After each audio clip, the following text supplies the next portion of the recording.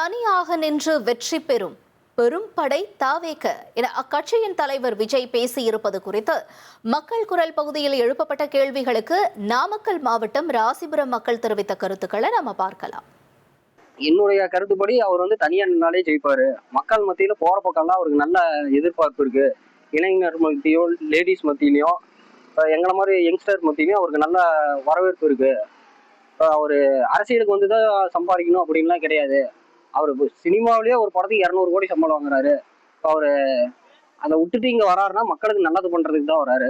Maximum அவர் தனியா நின்னாலே ஜெயிப்பாரு. விஜய் அரசியலுக்கு வராருன்னா பட்டி தொட்டி எல்லாம் இன்னைக்கு போய் ஒவ்வொரு கிராமமா கட்சி வளர்ந்தா மட்டும்தாங்க சிஎம் ஆக முடியும். இது இல்லைன்னா எடுத்தோன்னே நான் சிஎம் ஆயிடுவேன், அந்த 234 தொகுதியிலயும் நாங்க ஜெயிச்சிரும் அப்படிங்கறதெல்லாம் வெறும் கண் துடைப்பு நாடகம் தாங்க. மக்கள் யாரும் நம்ப மாட்டாங்க. டிவிகே தலைவர் விஜய் சார் தனிச்சையா நின்று ஜெயிப்பாரு. பட் ஆனா என்னோட கருத்து கணிப்புன்னு பாத்தீங்கன்னா கூட்டணியோட இருந்தாருன்னா இன்னும் சக்சஸா வருவாரு. அவர் இது நாள் வரைக்கும் தமிழ்நாட்டில் கூட்டணி யாருமே கூட்டணி கட்சிகள் இருக்கிறது. ஆனா கூட்டணியை ஆட்சிக்கு அவர்களுக்கு பங்கு தருதில்லை. இவர் விஜய் அனைவருக்கும் அதிகாரத்துல நாங்க பகிர்வு அளிக்கப்படும் சொல்லியிருக்கிறாரு.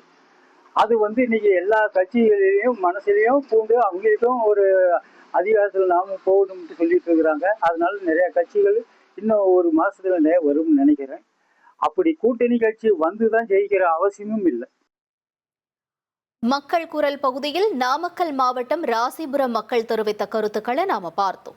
1,26,00,000 மனங்களை வென்ற தந்தி டிவி யூடியூப் சேனல். தவிர்க்க முடியாத தம்ப்நெயில்ஸ், கலக்கலான கான்டென்ட்ஸ். நீங்களும் இந்த குடும்பத்தில் இணைய இப்பவே சப்ஸ்கிரைப் பண்ணுங்க. அசுரபலம் கொண்ட எங்கள் டிஜிட்டல் கரங்களில் உங்கள் விளம்பரங்களை சேர்க்க வாட்ஸ்அப் பண்ணுங்க. 8939888378. Email advttv@dttv.in.